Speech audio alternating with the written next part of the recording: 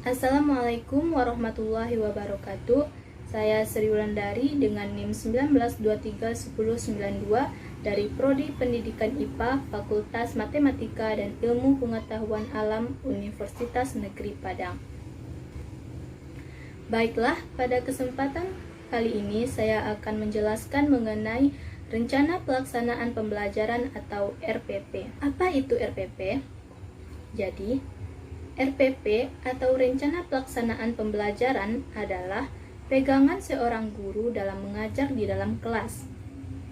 RPP dibuat oleh guru untuk membantunya dalam mengajar agar sesuai dengan standar kompetensi dan standar dasar pada hari tersebut. Untuk RPP yang akan saya bahas yaitu merujuk kepada kompetensi dasar 3.10 dan 4.10, di mana 3.10 berisi menjelaskan lapisan bumi, gunung api, gempa bumi, dan tindakan pengurangan resiko sebelum, pada saat, dan pasca bencana sesuai ancaman bencana di daerahnya. Sedangkan KD 4.10 berisi mengomunikasikan upaya pengurangan resiko dan dampak bencana alam serta tindakan penyelamatan diri pada saat terjadi bencana, sesuai dengan jenis ancaman di daerahnya. Untuk menyelesaikan KD ini, kita membutuhkan waktu selama 3 minggu, di mana setiap minggunya berjumlah 5 jam pembelajaran. Jadi, jumlah pertemuan yang dibutuhkan untuk menyelesaikan KD ini yaitu 6 kali pertemuan. Adapun tujuan dari pembelajaran KD 3.10 dan 4.10 ini, yaitu pertama, dengan diberikan media lapisan bumi, peserta didik dapat menggolongkan karakteristik lapisan penyusun bumi. Yang kedua, dengan diberikan lembar diskusi, peserta didik dapat menjelaskan perbedaan tekanan di dataran rendah dan di puncak gunung. Yang ketiga, dengan diberikan media berupa lapisan litosfer bumi, peserta didik dapat menjelaskan struktur penyusun lapisan litosfer. Yang keempat, dengan diberikan LKS, peserta didik dapat menjelaskan efek yang terjadi akibat gempa bumi. Yang kelima, dengan diberikan LKS, peserta didik dapat mendeskripsikan material yang dikeluarkan ketika erupsi gunung api. Sedangkan yang keenam, dengan diberikan lembar diskusi, peserta didik dapat menjelaskan proses daur air. Selanjutnya, indikator pembelajaran. Untuk KD 3.10, terdapat 6 indikator pembelajaran, yaitu pertama, menjelaskan karakteristik lapisan penyusun bumi. Yang kedua, menjelaskan karakteristik atmosfer. Yang ketiga, menjelaskan karakteristik litosfer. Dan yang keempat, menjelaskan karakteristik gunung api serta pengurangan risiko bencananya. Dan yang keenam, menjelaskan karakteristik hidrosfer serta pengurangan risiko bencananya. Dan untuk KD 4.10 terdapat 2 indikator pembelajaran, yaitu yang pertama menyajikan hasil studi literatur tentang penanggulangan risiko dan dampak bencana alam dalam bentuk presentasi. Yang kedua, berlatih tindakan penyelamatan diri pada saat terjadinya gempa bumi atau bencana alam lainnya. Selanjutnya, metode pembelajaran. Untuk KD 3.10 dan KD 4.10 ini kita menggunakan 3 metode pembelajaran, yaitu pendekatan, metode, dan model. Untuk pendekatan sendiri bersifat saintifik, sedangkan metode yang digunakan seperti ceramah, diskusi, presentasi, dan praktikum.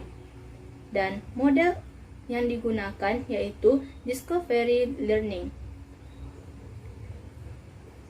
Kemudian, untuk media pembelajaran yang digunakan yaitu terdapat media seperti PowerPoint, worksheet atau lembar kerja siswa, video, lingkungan, perpustakaan, dan laboratorium IPA. Sedangkan alat atau bahan yang akan digunakan yaitu seperti penggaris, spidol, papan tulis, laptop dan infocus, dan slide presentasi atau PPT yang akan digunakan.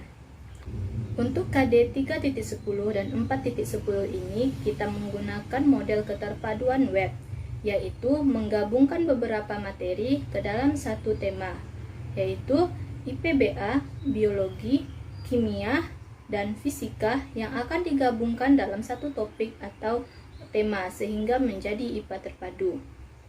Jadi, di sini dengan topik lapisan bumi dan dinamikanya terdapat materi fisika yaitu seperti struktur bumi, tekanan, dan gelombang.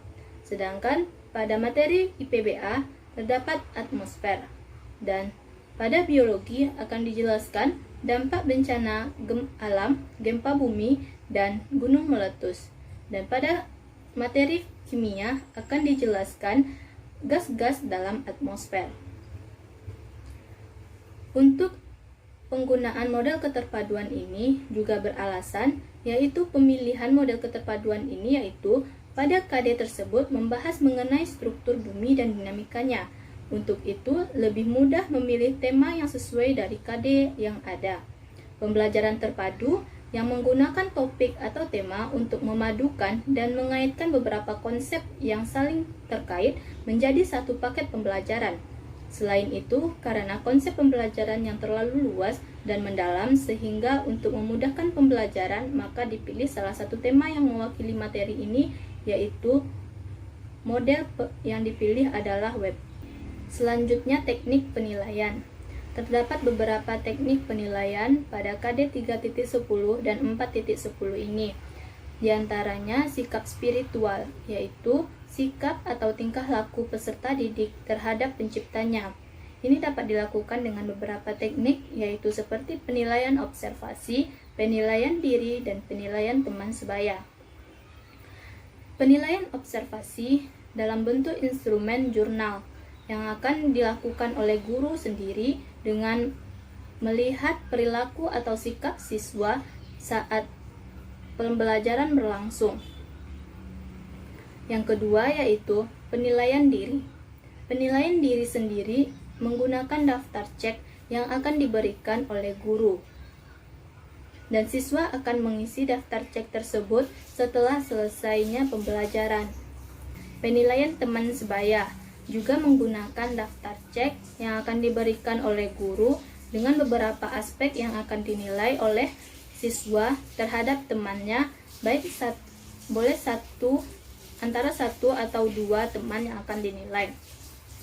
Untuk skor terbaik yaitu dengan melihat jumlah yang sesuai dengan aspek yang telah diberikan oleh guru.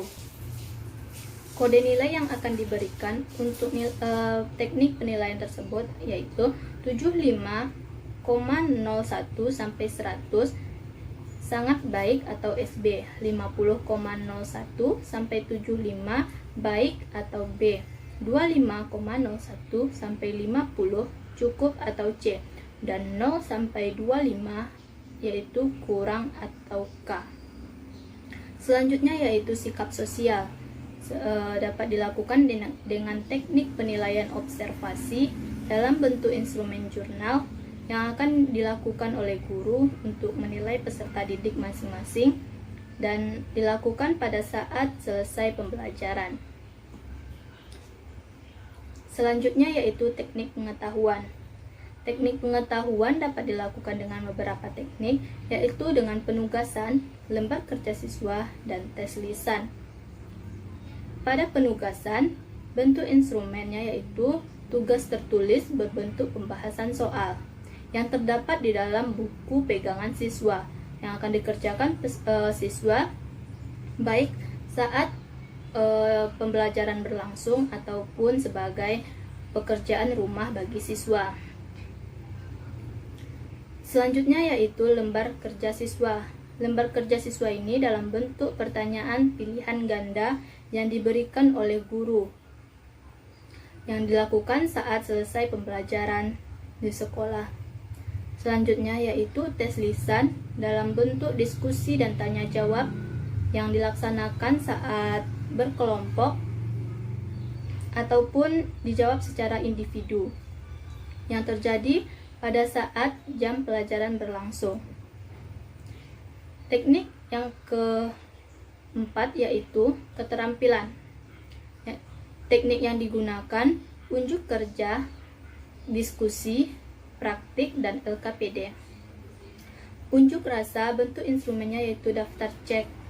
Daftar cek akan diberikan oleh guru dan akan diisi oleh siswa setelah selesai pembelajaran. Sedangkan diskusi juga sama dengan unjuk rasa, yaitu dalam bentuk daftar cek juga pada saat selesai pembelajaran. Sedangkan praktik dan LKPD yaitu dalam bentuk tugas pada saat selesai pembelajaran. Berikut merupakan LKPD, salah satu LKPD yang akan diberikan kepada siswa mengenai simulasi konveksi inti bumi yang akan digunakan siswa pada saat melaksanakan praktikum. Siswa akan diberikan selebaran kertas dan untuk mengetahui bagaimana tujuan, alat dan bahan, dan cara kerja melakukan sebuah praktikum, dan akan diberikan sebuah pertanyaan yang akan dijawab oleh siswa setelah melaksanakan praktikum tersebut. Selain itu, kita dapat juga melaksanakan praktek untuk memenuhi KD 4.10, yaitu menyelamatkan diri ketika terjadi gempa bumi, dengan instruksi yang akan diberikan oleh guru atau yang akan dibaca langsung oleh siswa dan dipraktekkan di dalam kelas masing-masing. Baiklah, sekian penjelasan mengenai RPP yang telah saya buat, terutama untuk KD 3.10 dan 4.10. Terima kasih atas perhatiannya, semoga bermanfaat. Saya akhiri, Assalamualaikum warahmatullahi wabarakatuh.